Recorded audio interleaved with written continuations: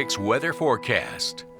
Hi everybody, welcome back. Well, we had a lot of rain around the region again today. Started this morning along the coast, pushed off into the Gulf of Mexico, and then we had some activity form up here south of San Antonio and head our way. There's the rain this morning, and then the shower activity right there in northern parts of the coastal bend going down to the Alice area and out to the west of Alice right now around San Diego. They are just getting pasted by this very heavy rain out in that region and generally along 359 towards the southwest there. All right, let's take a look at the totals. Again, the middle of the coastal bend and the Chris 6 viewing area saw little to no rain at all. 1300s at Kingsville, officially nothing at the airport, but it rained heavily again out near Flower Bluff at 1.29 inches, 1.3 in Rockport today. Ingleside had some rain, and the west side of Portland had quite a bit of rain, almost an inch, while the east side only had 0.2. So again, it was scattered about the region, and Beeville had the rain too. We do have a flood warning out for the San Diego area right now, and a aerial flood advisory that's actually being covered up here by the Nueces River, which is going to flow directly into Lake Corpus Christi. So the flood advisory has been going on for a while. The flood warning is also in effect. So with that in mind, take a look at the Nueces River near Tilden. It is on the rise. It is expected to flood by the time we get to Thursday afternoon and stay in flood until Saturday. And that is going to push the lake up to near 100% full, I believe, by the time the end of the weekend arrives.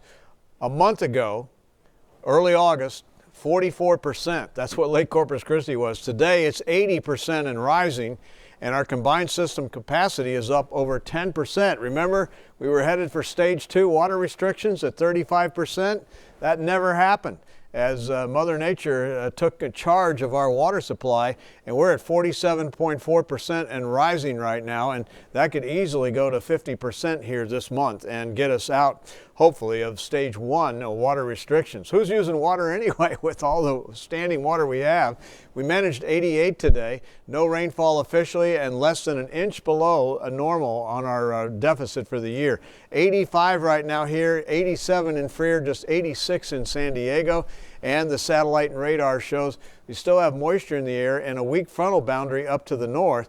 Eventually we'll see a frontal boundary come into the region, but we're going to need this area low pressure to dip south with this dry air, and that's going to be arriving here tomorrow, and only a stray shower expected with that as that pushes through. But that low is going to sink south over the course of the rest of the week, and that'll drive that dry air into the coastal bend. You can see it right here, moisture now, and it gets dry after that with the exception of a stray shower tomorrow night.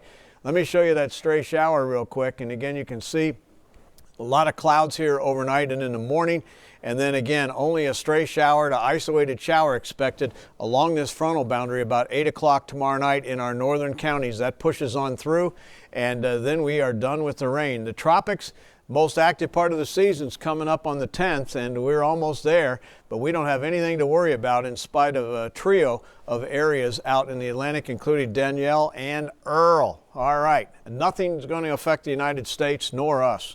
91 tomorrow, isolated showers, 93 on Thursday, sunny, dry, and hot again for the weekend as we reach 94 Saturday. And yep, believe it or not, that's a weak front.